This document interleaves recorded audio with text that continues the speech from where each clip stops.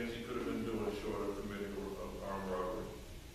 One of the other two people, Jeremy, told me this morning, I heard he was captured. He said he wasn't captured, he turned himself in.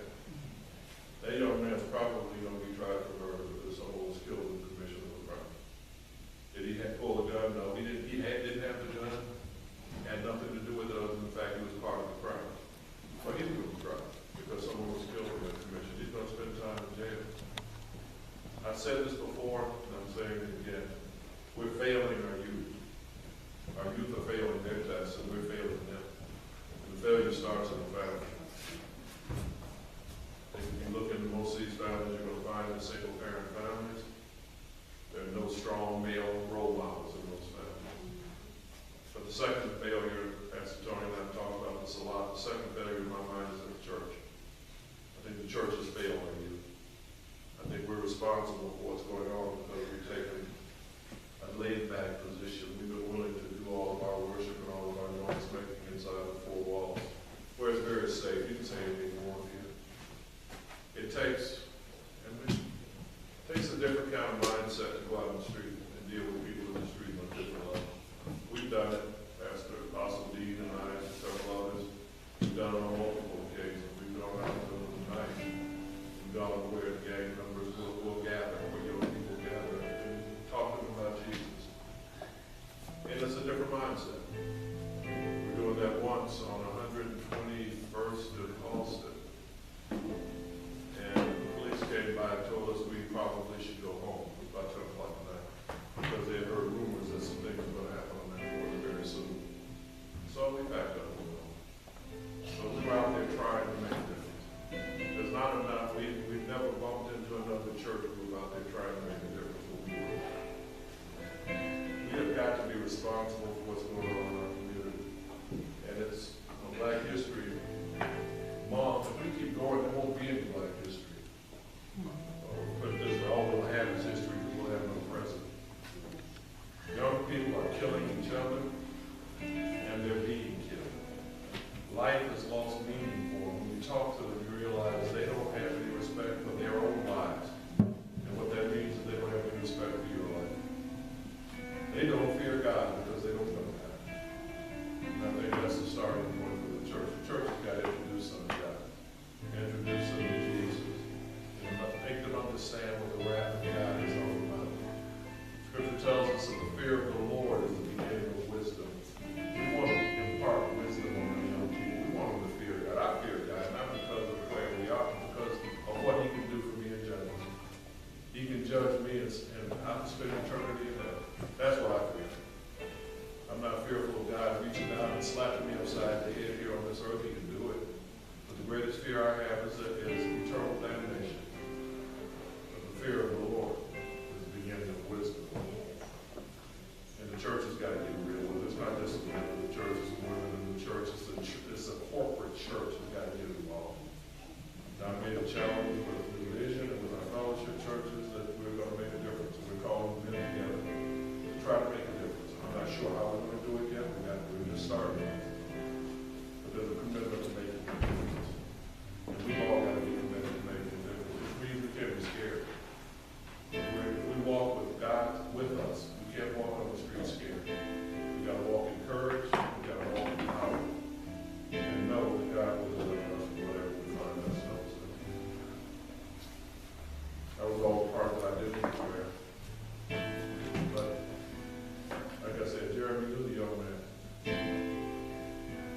Jeremy grew up with the young man. Jeremy played ball with the young man. Now that young man is dead.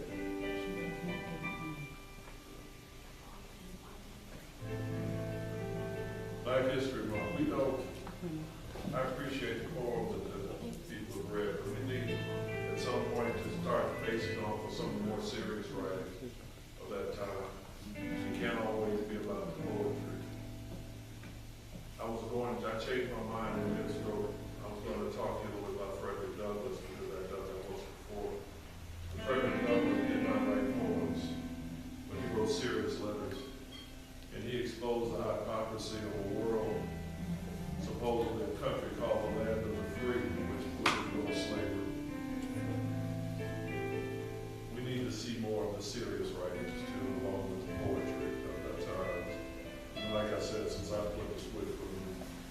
lights came on.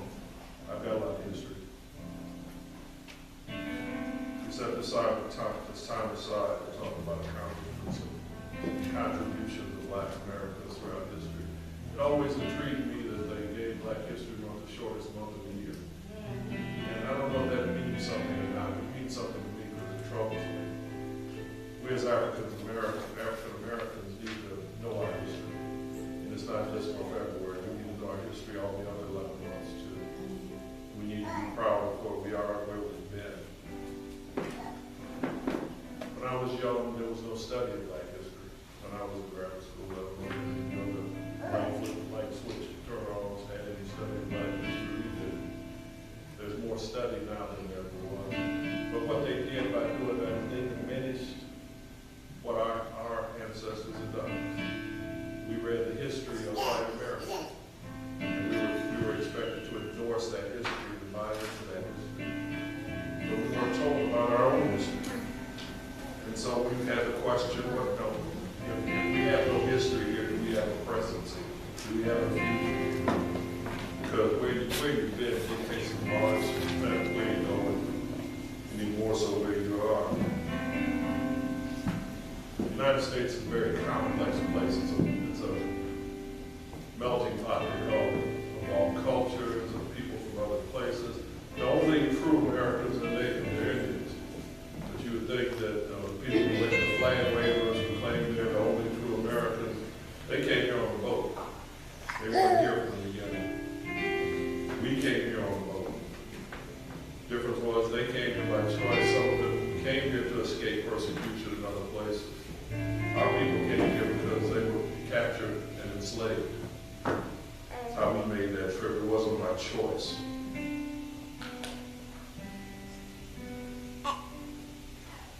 We studied some African American achievements. We all know George Washington Carver. We all know who the poets we heard. Ralph Johnson and Maya Angelou. J. Love Johnson, I'm sorry. Maya Angelou. We know who those people are. We know who Frederick Douglass was. We know who Dr. Martin Luther King was. We know who Malcolm X was. We know who Barack Obama is. He's not a was quite yet. He's an is. A couple of years ago he was.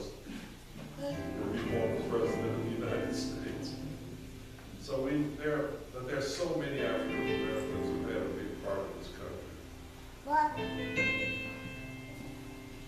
The country has tried very hard to diminish the input and accomplishments of African Americans. Our children need to know who they are and whose they are.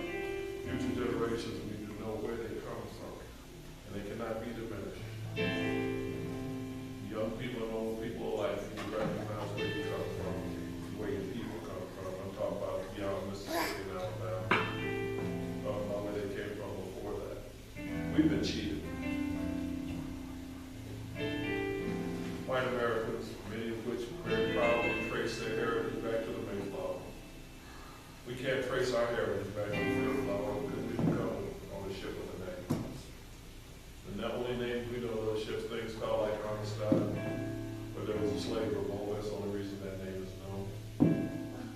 The ships we came on were nameless. They were anonymous. They didn't have a sign on them telling you where they're from and where they're going. But because of that, our roots were broken. Our family lines were broken. Very few of us can trace our ancestry more than a couple of generations. Because we get back into slave times and all of a sudden things stop. Because we wasn't aware of the history of that point. And all there is the spoken word of a lot of that's fallen away in the past. So we don't know beyond a couple of generations where we came from. I saw pictures from the side. I saw a picture of my great-grandmother one time, several years ago. I had no idea that my great-grandmother was an Indian. She was Mississippi Choctaw, long, straight hair. She looked like that guy on the backside of the nickel, a little bit. She was truly an American Indian. But she married a black man. Actually, in her case, she married a white man. And my grandfather was a result. We looked more white than Indian, my father's father, Miller King, the first one. We don't have to go back far until we start getting splintering in our family trees. We don't know anything about that Indian splintering because there's no history beyond. We know she was a Mississippi Choctaw, that's all we know. side, on my father's side, my mother's side, we don't know, no great-grandparents, where they came from. They'll talk about some old slave. No, but Book Roots was very much fictional. It was a fictionalization of with some facts, but the part that went back to Africa was very much fiction. But it was based on the old stories of the family, and they maintained those stories. And that's how they trace their roots. Nobody in this room can trace their roots like that. You fellow switch flippers, any of you all know your roots? You wish you knew your roots? We've got to give our kids better. We've got to give them what we got at least, so they know where they came from.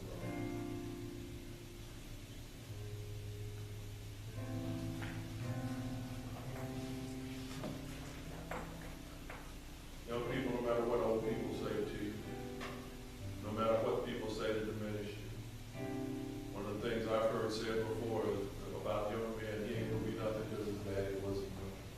No matter how much negativism they speak into, she's not gonna be nothing because her mama wasn't nothing. Know that you are descendants of kings and queens of Africa. You are descendants of royalty, and nobody can take that away from you. You're descendants of survivors. We take our freedom for granted. America is a land of the free, a home of the brave. Like I was just saying, that hasn't been the case for our people. It's a land of the free, but our ancestors were sold into slavery. We were brought here because they needed cheap labor. They had to do it. They weren't trying to liberate us. They needed cheap labor in the South to work the plantations. They brought here to pick cotton, brought here to pick tobacco, soybeans, whatever they were growing. We brought here to pick. They brought here to work in the field. And that work was all day, every day. There was no vacations, there were no unions. There was no time off unless you were sick, and if you were sick too often, then you weren't going to be bad if you weren't working. So that allowed you to die.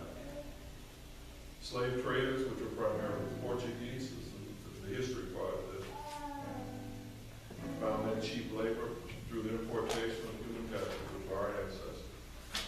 And people will tell you, or many of the slaves were sold into slavery by the tribes. That's true. And by their own tribe. Yes, that's true. Our people, there are people in our lives who weren't the most honorable and honest people also. So some people tribes did sell their own people into slavery.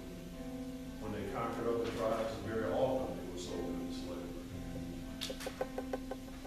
And others were simply captured and taken into slavery. We saw O.J. Simpson and Bruce running in the field, and the next thing you know, he was talking. Running through the jungles as only O.J. could at that point. And he was running through the jungles and running where on horse. On the Hertz commercial, I'm showing my age here, man. Kids don't know what we're talking about.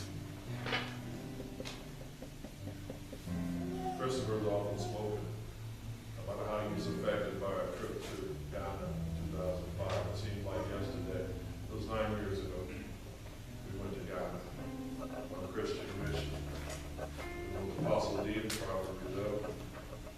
Christopher grew an appreciation. He was 20 at the time, maybe 21. He was 20 at the time. And he grew an appreciation. And things we take for granted, they don't take for granted there because they don't have it.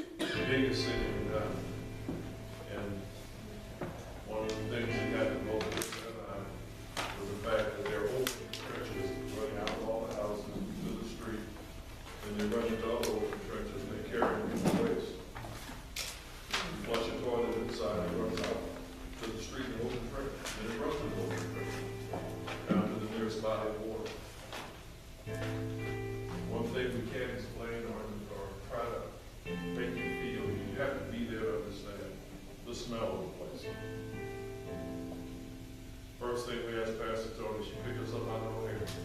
And both Christopher and I asked, do we smell? Because the smell was off us. It took weeks to get it off.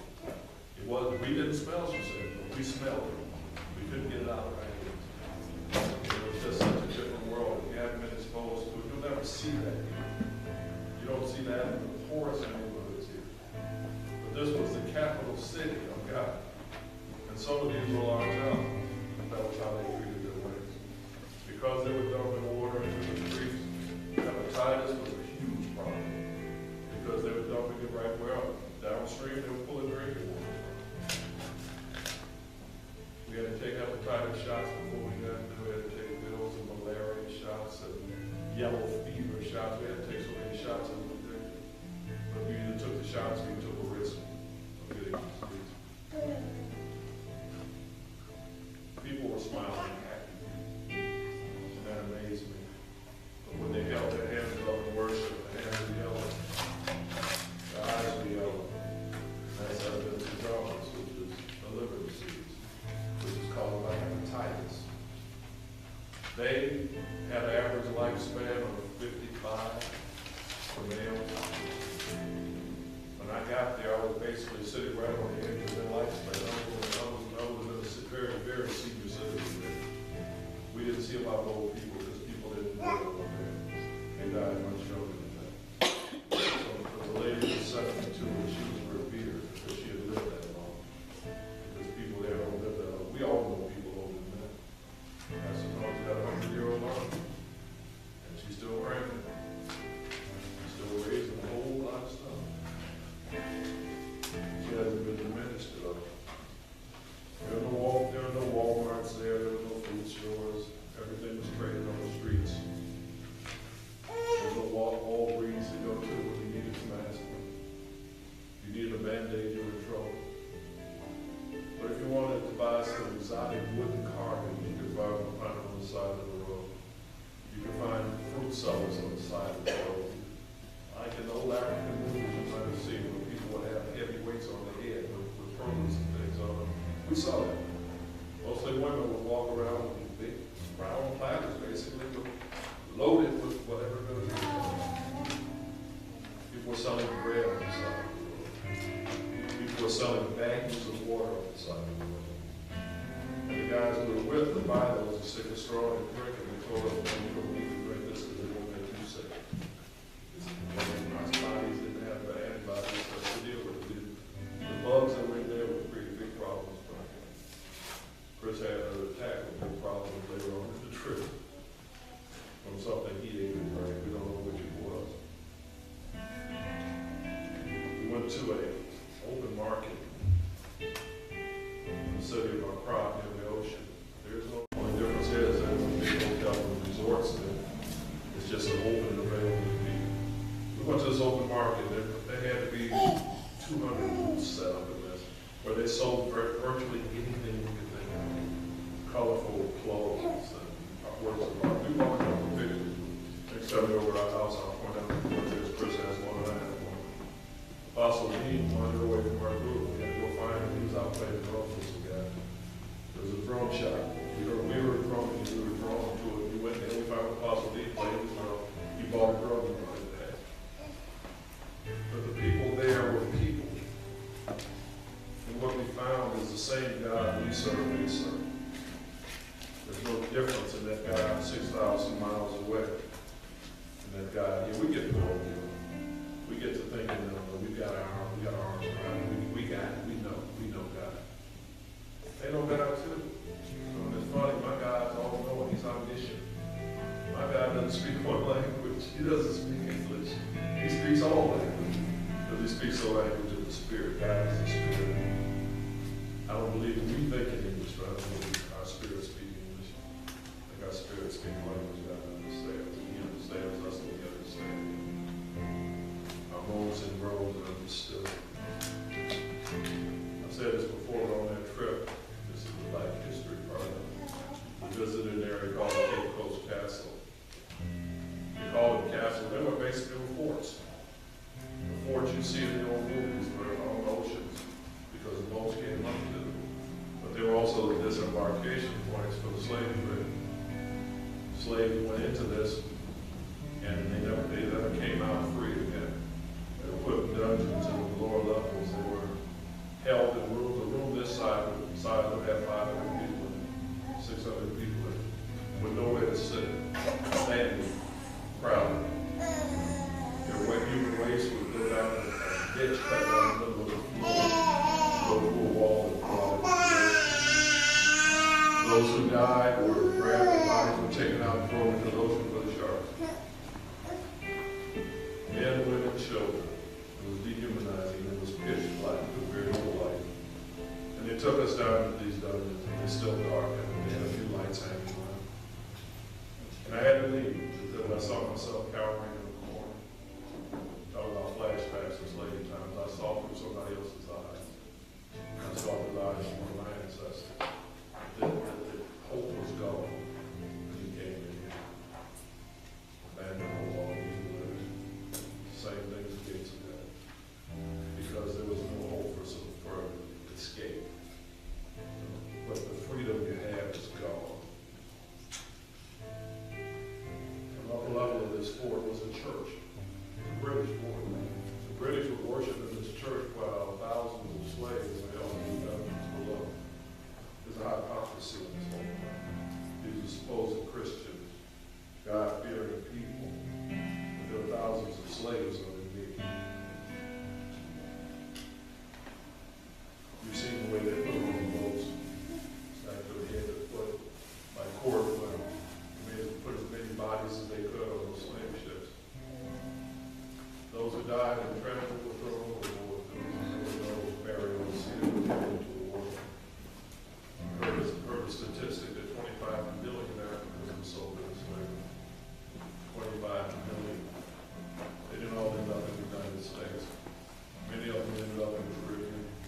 There's a reason the people of the Caribbean look like us, because a lot of the slaves disembarked there, and those nations grew as a result of the slave. They said 25 million were sold into slavery. They said another 25 million died in the process.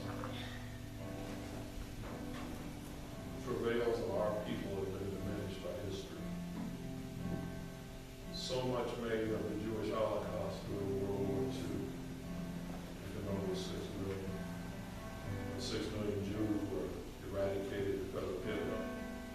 But Hitler also eradicated blacks. He also eradicated Gypsies.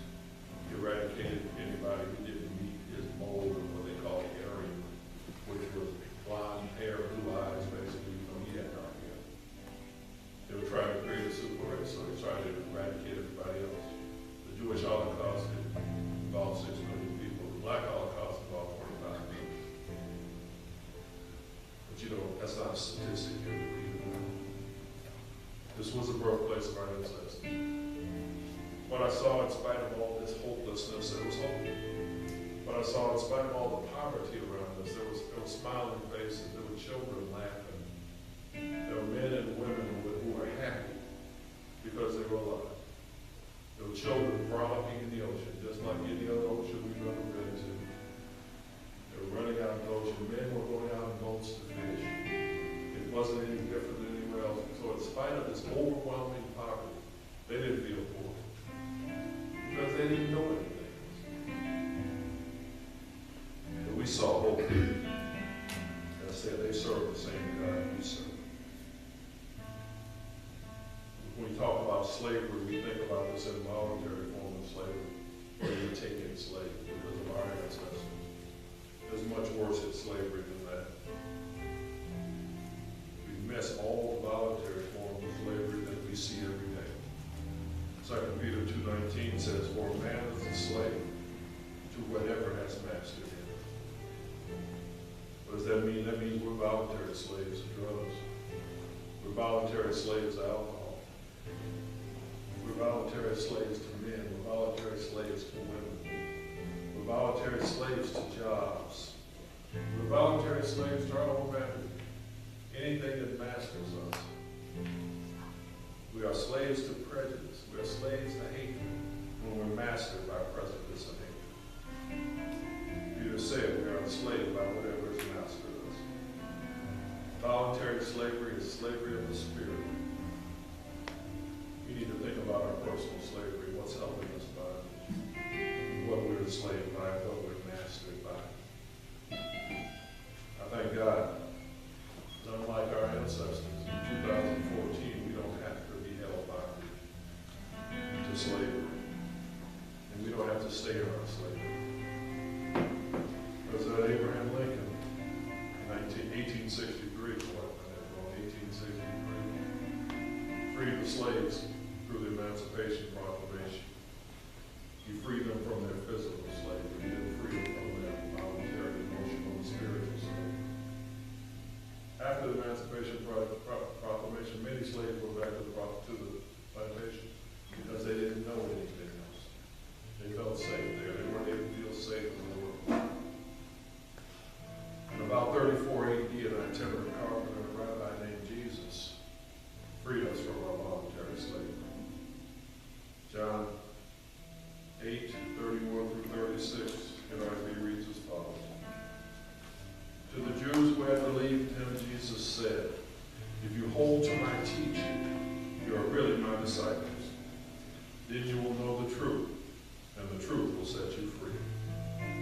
They answered him, we are Abraham's descendants, and have never been slaves to anyone.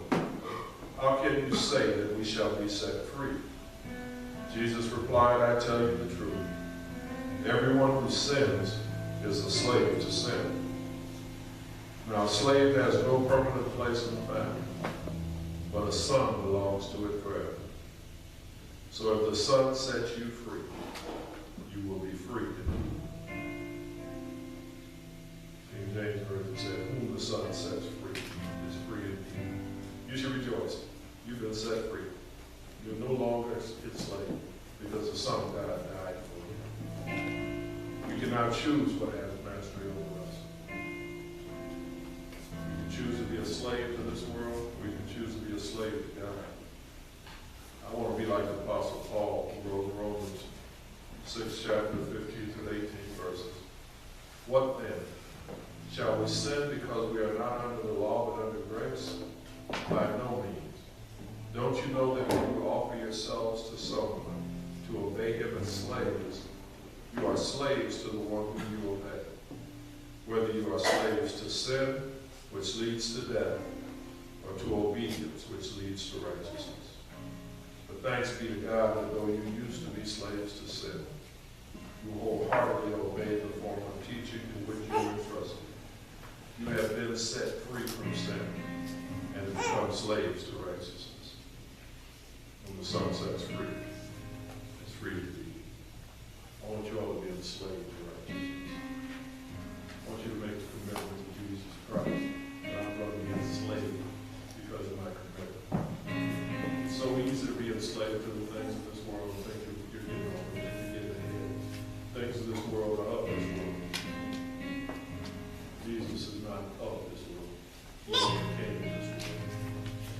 I want you all to become slaves to righteousness. I want you to become slaves to Jesus Christ. You know, when you're forced to make a choice, I want you to be enslaved by your choice to Jesus. I want your commitment to be real. I want you one day to say you were just look at us with no one to say what they be like. But we are all God's children. And we are not slaves by this world. Cover yourself with the bondage of righteousness. Wash yourself with the blood of the Lamb to be covered by that bondage to righteousness. Be a slave to the gospel of Jesus Christ. Be a slave to righteousness. That's the only kind of slave you should want to be.